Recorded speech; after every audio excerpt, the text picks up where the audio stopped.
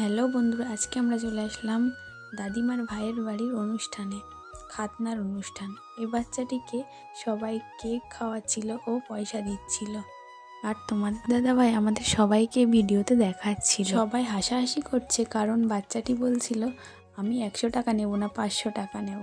আর এখানে দেখো সবাই মজা করে গল্প করছে কারণ দাদিমারা সব বনে বনে অনেক দিন পর একসঙ্গে হলো। এখানে তো সবাই অনেক মজা করছিল আর তোমাদের দাদাভাই চলে গেছিলো খাওয়ার মেনুতে কি কি আছে সেটা দেখার জন্য।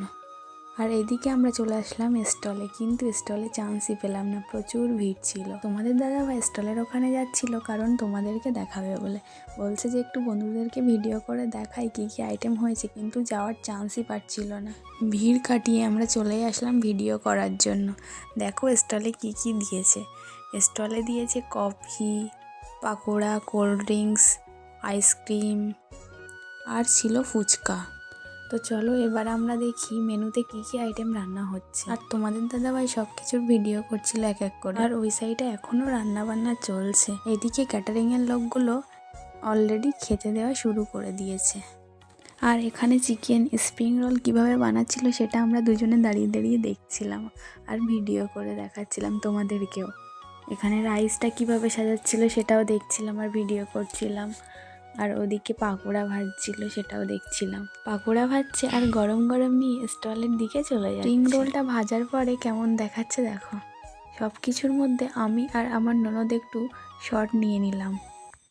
हम तेरे बिन अब रह नहीं सकते, तेरे बिना क्या वजूद। এবার আমরা চলে আসলাম স্টলে, এক এক করে সবই খাচ্ছিল। এখানে দেখো আমাদের ছোট্ট সোনা ওর পাপার কাছ থেকে কোল্ড ড্রিঙ্কস কেড়ে নিয়ে খাচ্ছে। এবার আমরা চলে আসলাম খেতে।